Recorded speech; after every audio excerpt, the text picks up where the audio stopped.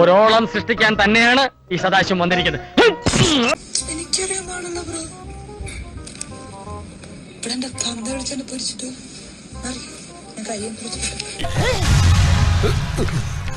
ഇപ്പൊ എന്താ പറഞ്ഞ? സമ്മതിച്ചേക്ക്. എന്തായാലും ഇന്ന് ലൈവ് കണ്ടവർക്ക് കൃത്യമായിട്ട് അറിയാൻ സാധിക്കും അവിടെ അച്ഛനും മോളും തമ്മിൽ എന്താണ് സംസാരിച്ചതെന്ന്. ഷാജിയേട്ടാ, നമ്മളെവിടെ പരിപാടി അവതരിപ്പിച്ചാലും ഇതാണല്ലോ അവസ്ഥ. എന്റെ തന്ത വിളിച്ച് എന്നെ പൊരിച്ചിട്ട് പോലും എന്ന് പറഞ്ഞ വഴിക്ക് ജാസ്മിന് മനസ്സിലായി സിറ്റുവേഷൻ പോയി. എന്റെ വായിന്ന് വീണു എന്നുള്ള കാര്യം. അപ്പൊ തന്നെ ഞാൻ ഇപ്പൊ വരാം എന്ന് പറഞ്ഞുകൊണ്ട് ജാസ്മിൻ അവിടുന്ന് എഴുന്നേറ്റ് പോകുന്നുണ്ട്. എല്ലാരും വിളിച്ചു.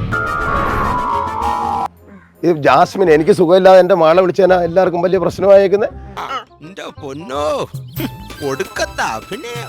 ഞാൻ എനിക്ക് സുഖമില്ലെന്ന് മാത്രമേ പറഞ്ഞേക്കുന്നത്.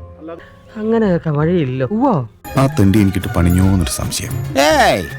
പണിഞ്ഞതാ.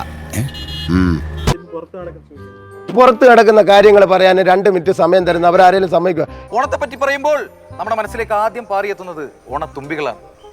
അങ്ങനെ വരുന്ന ഓണത്തുമ്പികളെ വരെ ഇന്ന് ഓണമല്ല ക്രിസ്മസ് ആണെന്ന് പറഞ്ഞ് പറ്റിച്ചിരുന്നു നമ്മുടെ പ്രകാശൻ. അല്ലേ പ്രകാശ? ഇതെന്താ വിഡ്ഢിയാണോ ഏഷ്യാനെറ്റ്? ഇത്രയും വലിയ പ്ലാറ്റ്ഫോമായ ഏഷ്യാനെറ്റ്. ഒരു നടൻ ഇങ്ങനെ ആയിരിക്കണം എന്നാണ് എനിക്ക് പറയാനുള്ളത് ഇവിടെ.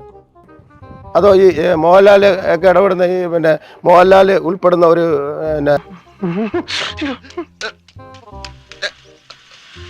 പരിപാടിയിൽ ഇത്രയൊക്കെ ചെയ്യാൻ അവര് വിഡ്ഢിയാണോ? അതോ അവരുടെ അടുത്ത് ഞാൻ ഇങ്ങനെ പറയാൻ ഞാൻ വിഡ്ഢിയാണോ? പറയണ്ടേ, ഞാനത് ഇവിടെ എന്താ തപ്പന്നെ? എടാ മികച്ച നടനുള്ള അവാർഡ്. അയ്യോ അതൊന്നും വേണ്ട, എണീച്ച് പോടാ എണീച്ച്.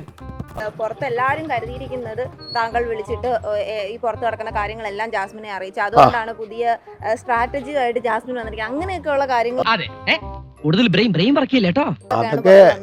അതൊക്കെ എങ്ങനെ പുടച്ചു വിടുന്നവർക്ക് പലതും പറയാം. ലാലേട്ടൻ വന്ന് വീക്കെൻഡ് എപ്പിസോഡിൽ പറഞ്ഞൊരു കാര്യം ഉണ്ടായിരുന്നു.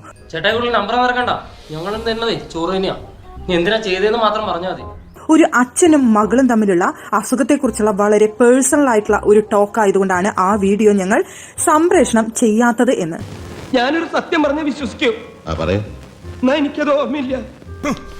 നീ ഒരാളായിട്ട് ചുമ്മാ പിന്നെ അല്ലാതെ ആ നാടകം അങ്ങനെ പൊട്ടി പാളീസായിരിക്കുകയാണ്.